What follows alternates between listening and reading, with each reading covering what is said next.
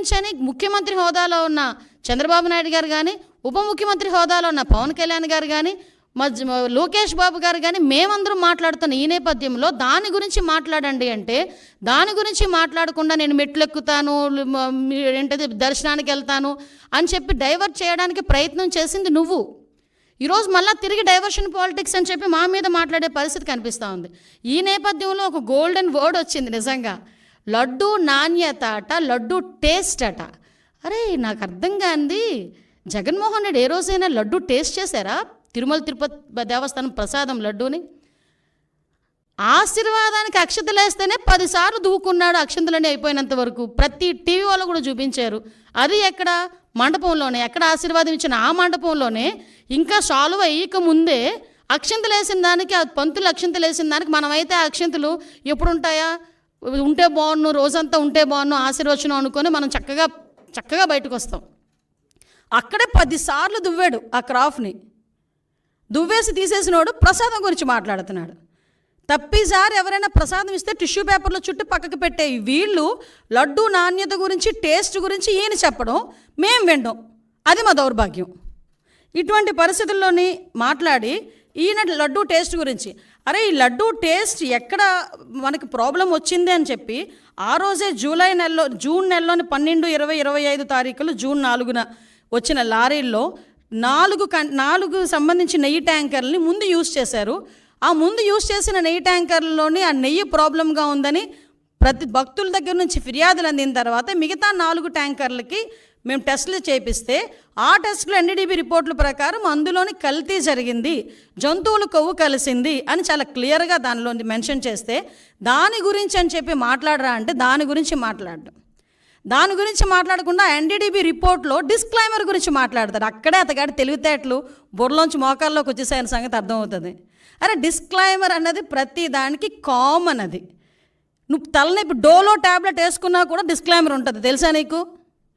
ఒక ఏంటది, మనం ఎల్ఐసికి సంబంధించి ఏదైనా మనం ప్రీమియం ఏదైనా పెట్టుకున్నాం అనుకోండి, దాంట్లో కూడా కింద డిస్క్లైమర్ ఉంటుంది. నువ్వు ఎక్కడికి వెళ్ళి ఏ వస్తువు కొన్నా కూడా డిస్క్లైమర్ ఉంటుంది.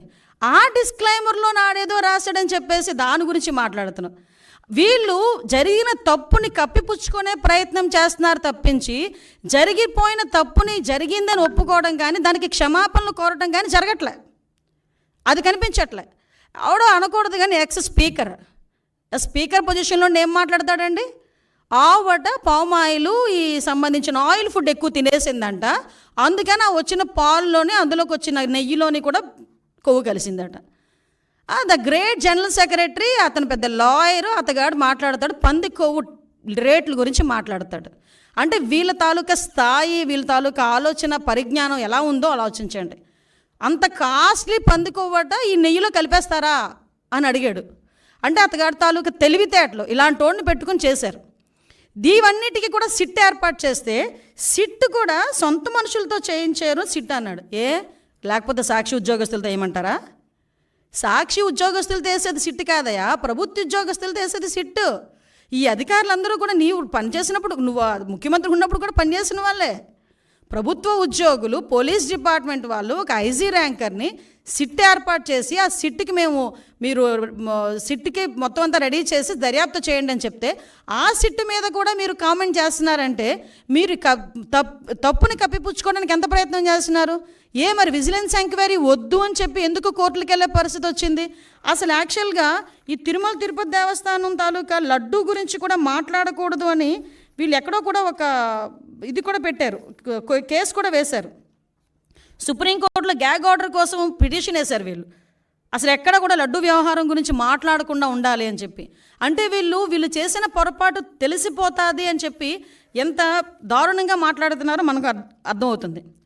అరే మీకు డిక్లరేషన్ ఇస్తాము, డిక్లరేషన్ తీసుకొని మీరు వెళ్ళాలి, అందులో తప్పే ఉంది. ఎందుకు ఈరోజు మీరు తెలుసు, ప్రతి ఒక్క ప్రపంచం మొత్తానికి మీ ఫ్యామిలీ క్రిస్టియన్ ఫ్యామిలీ అనే సంగతి తెలుసు.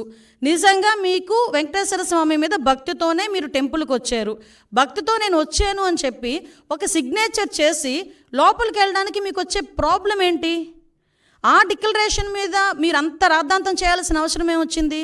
ఆ డిక్లరేషన్ మీద సంతకం పెట్టడానికి ఇష్టం లేక గొడవలు సృష్టిస్తారట, టమోటాలు ఇసురుతారట, గుడ్లు ఇసురుతారట, అలాగట ఇలాగట అని ఆ ఎక్స్ చైర్మన్ కరుణాకర్ రెడ్డి వీళ్ళందరూ కూడా టీవీలో దగ్గరికి వచ్చి మాట్లాడటం.